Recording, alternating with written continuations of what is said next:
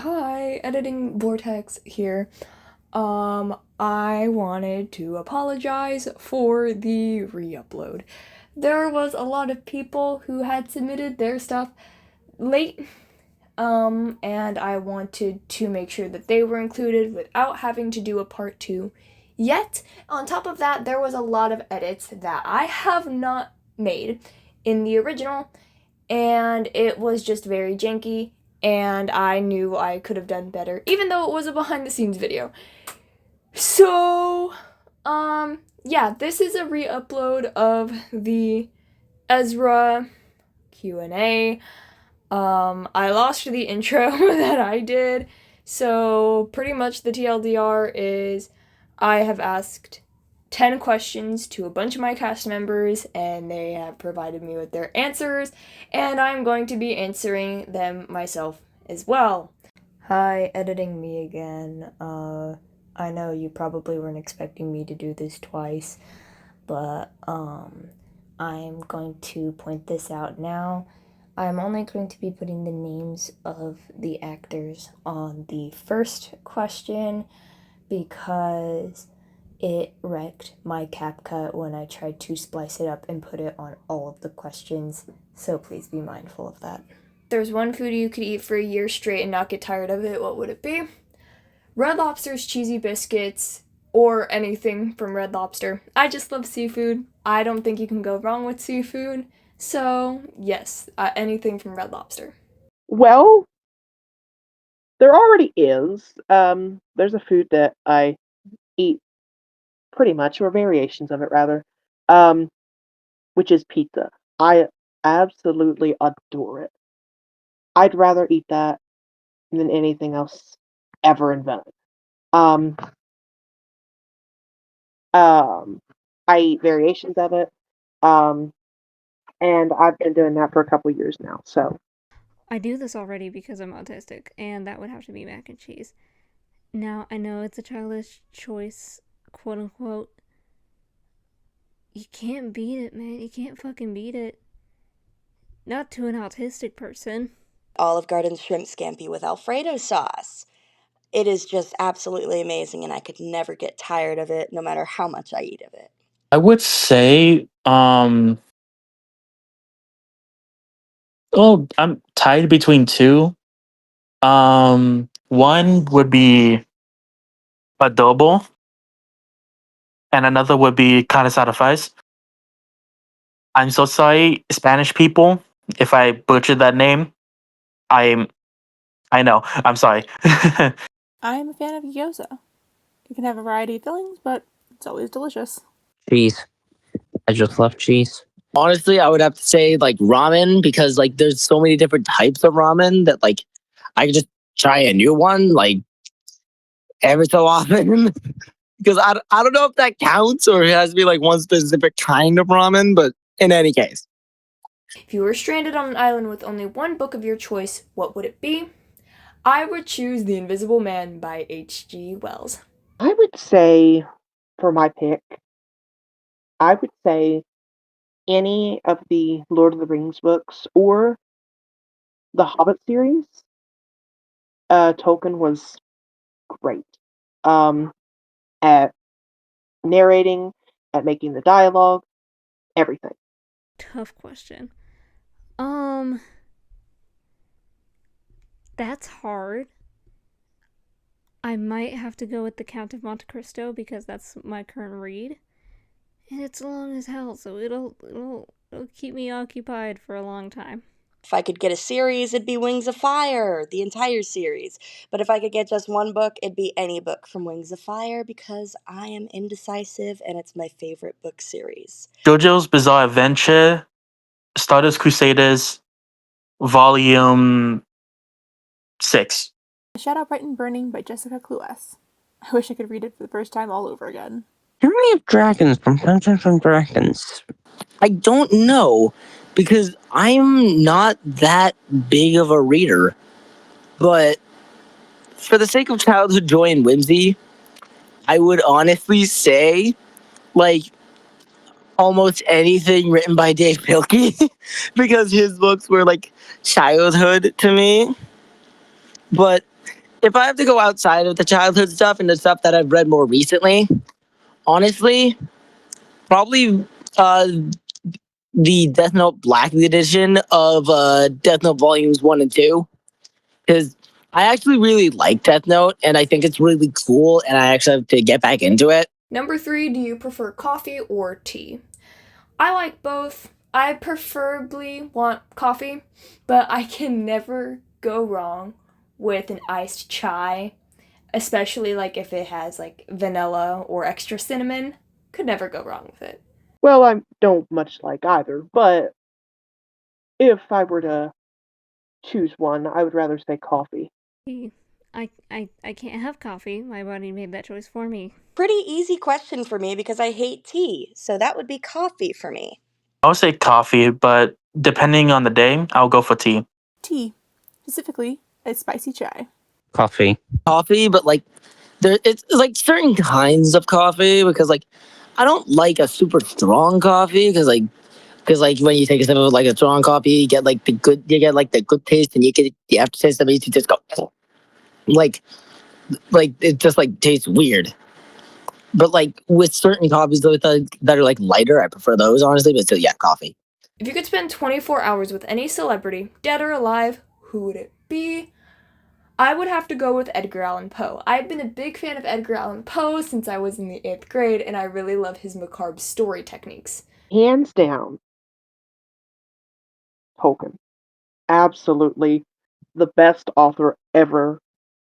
Like I said earlier, just a moment ago, he was a masterpiece with, he wrote masterpieces. He was a master of his craft. Um, and I would say I could draw much inspiration from him. I'm not big on celebrities personally, but if I had to go with anyone, I'd probably go with Michael Jackson. Honestly, the band set it off. Given how I've seen them in concert twice now, and they are amazing at keeping their audience engaged and very kind to their audience, I think even spending only like less than 24 hours with them would be amazing for me. Honestly, I would say Michael Jackson. I would spend that time with Jorge Rivera Herrans, the creator of Epic the Musical. He seems like a chill and passionate person. Two options. Dead. Well, celebrities that are already dead, I should say. Michael Jackson. Alive. Jim Carrey. Immediately, Charles Martinet, aka the voice of Mario, Luigi, Wario, and Waluigi, and a bunch of other characters, because that man was my childhood, and was literally one of the reasons why I wanted to do voice acting, because the Mario games basically defined my childhood. And honestly, his works are some of my favorite works of all time. And like, honestly, I could have a list of like celebrities, but since I have to choose one, honestly, Charles Martinet. Who's the most famous person you've ever met or seen? I would have to go with either Matthew Lillard or Ski Ulrich. I've actually never met any celebrities. I've never been out of my town, so I haven't really had the opportunity to meet anybody. But that'd have to be Squidward's voice actor. I don't remember his name. But yeah, definitely the most famous. He's very chill. He's very nice. I haven't gone to like conventions or anything like that a lot, so a very small pool to draw from. I've personally met at a convention Amanda Lee, also known as Monarch the VTuber. We got a nice photo together. She signed a poster of Jing Liu, who she voices in Honkai Star Rail. She was very sweet. I really enjoyed meeting her. The closest I will ever get to seeing a famous person and talking to was a social media influencer that I followed. That I met him at a movie theater when I was watching with friends. He just pointed out one of my friends' clothes and just kind of took a picture with him. Misha Collins from the show Supernatural. He signed a small beach ball at an event, and I got to keep it. I was quite happy.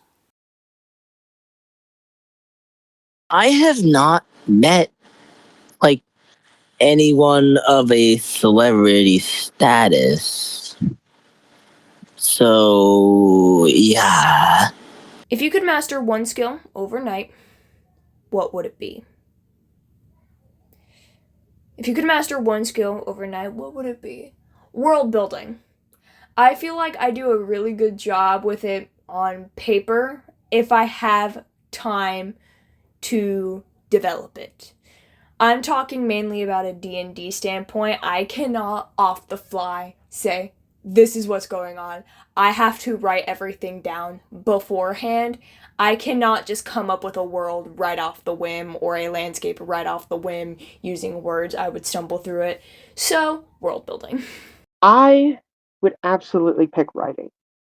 If I could master the skill of writing, I would be one of the most well-known people in the entire world.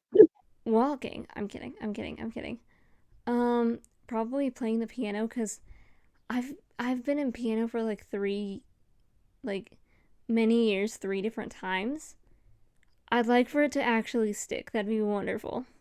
Art. I feel like voicing like nearly 15 characters in the audiobook has already mastered voice acting for me at this point. So, art would be nice. I'd like to master, if I had to choose one skill from art, it would be shading. I'd like to be able to master shading because I suck at it currently. I would say art, but honestly, to be funny, sleeping like a flamingo. It'd be a tie between animatic story building and animating. I do a lot of digital art, and being able to make what was in my head into a reality would be wonderful to me. Finance. I would love to be able to make music because, with making music, there's an art to it, like, that takes ages to master properly. And to have the ability to do that would be honestly really cool. What is your favorite smell? A freshly snuffed out candle. Like to the point where it's still kind of smoking and you can kind of smell the burnt wax. I don't know why, I just really like that scent. A good honorable mention as well is like new book smell or sandalwood. I don't really have a favorite smell because I'm usually sick like 24/7. So I usually just can't smell anyway. That's tough. I don't know. I really like bergamot, I found. And mahogany. So, like, yeah. Also, I love the smell of new books. If you know, you know. Wonderful. It really depends on the time of day or my mood, but it's either freshly brewed coffee or lavender. Lavender near nighttime, freshly brewed coffee near the morning. Honestly, my favorite smell would be gasoline. I'm kidding. It's hot chocolate. I love the smell right before it rains. Vanilla. When you go to like a movie theater and when you're getting like the concessions, like the smell of movie theater popcorn, the smell of movie theater popcorn butter, that shit hits. Like that is like S tier scent right there, bro. If you could have one superpower, what would it be and why? I would have to probably go with scrying or omnipresence because seeing into the future would be really cool. I am an overthinker, so I would like to see into the future so that, like, I know what to expect. I'd say flight, mainly just because I would love to see things from angles that I've never seen before. Um, for example, like say, um, let's see,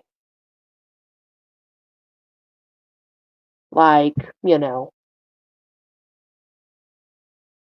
I don't really have, an example, but, for example, we could say the capital of, in Washington, Washington, D.C. It would be nice to see that from many different angles instead of just the upfront version.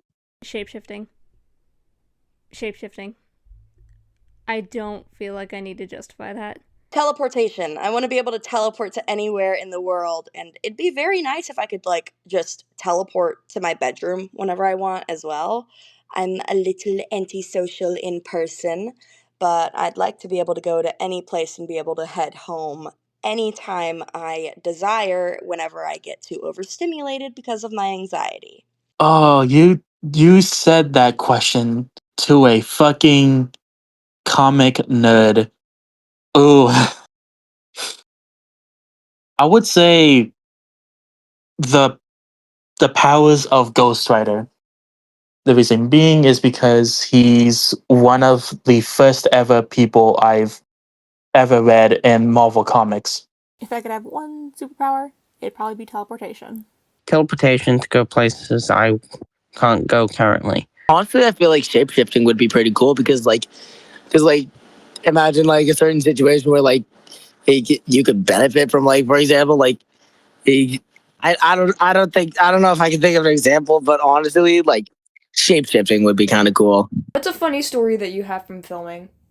Okay, during auditions, I was with Kingsley Trainer, or King, when he was auditioning for Jack, and he did the voice for the first time. I gave him the voice notes, and he did a phenomenal job. I mean, that's the reason why I casted him. And I thought I was muted. I was not, and I squealed like a little girl after he did the monologue. So he made fun of me for like a good solid 5 minutes afterwards, but it was worth it because he is casted as our Jack. One of them was the breadsheets. During one of the chapters, I was a narrator, and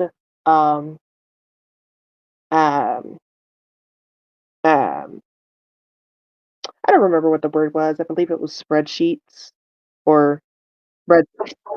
Yeah, bedspreads. And I struggled for, I don't know, good couple minutes before finally saying breadsheets. Oh, shoot. I know I had one. I don't remember. See, this is what happens when you have a dissociative disorder. You forget things all the time. Oh, I do have a funny story involving text, though. And that would be, we were in a production of Addams Family together, and we were both ancestors ensemble, right? So there was this one part after the opening number, I think.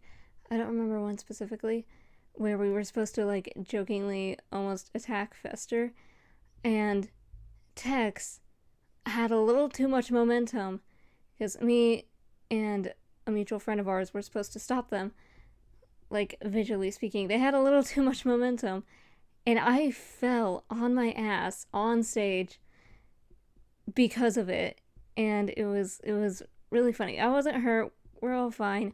It's all good. And yeah, not EZRA related, but related to tech, so I think it counts. Well, we found out that Brandan, one of our narrators and voices a couple characters as well, he is only allegedly straight due to him being a simp for Jack.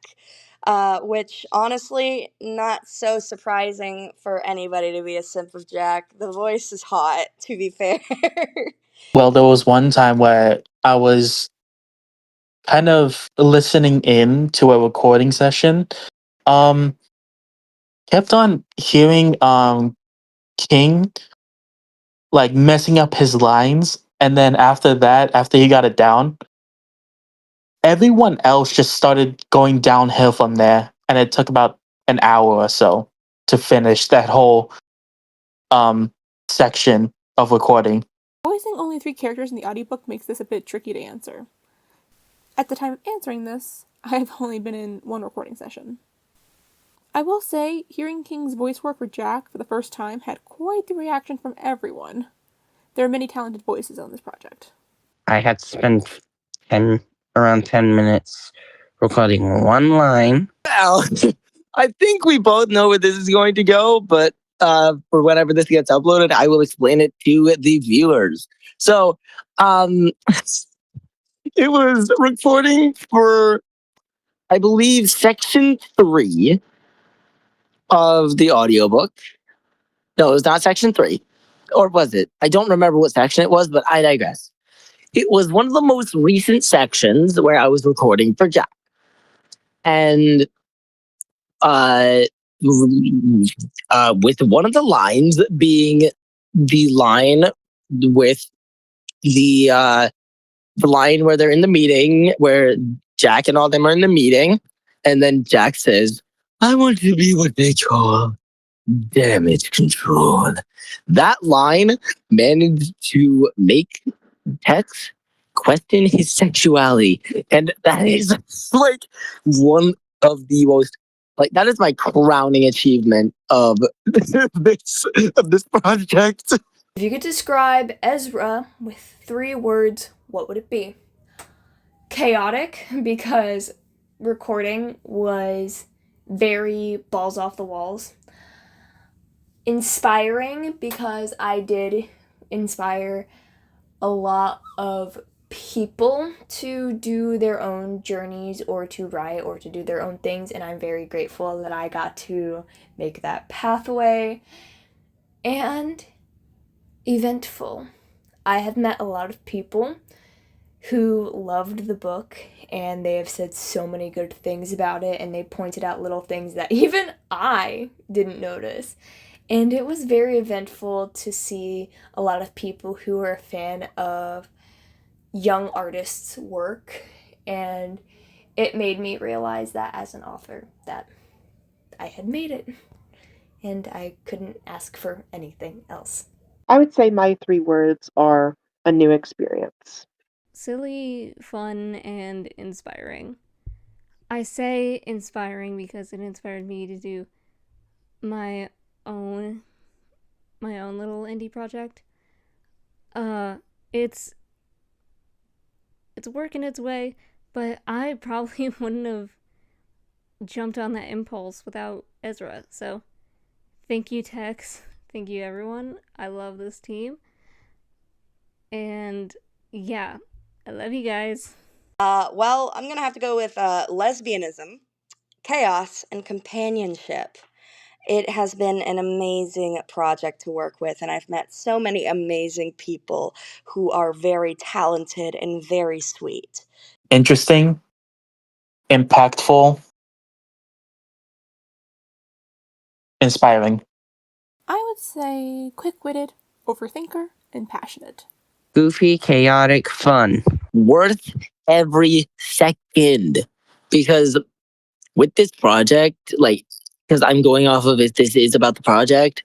Honestly, as I've said, this project is one of the best opportunities that could have slapped me in the face at random. And just to think that jumping off the deep end would get me to this, where I have people who are fans of me and actually have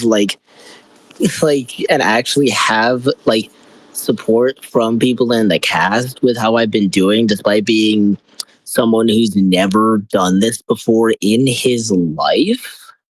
And honestly, the time I spent, I have not taken any of it for granted. And honestly, the stuff I have learned with the voice acting stuff will honestly be some of the best stuff I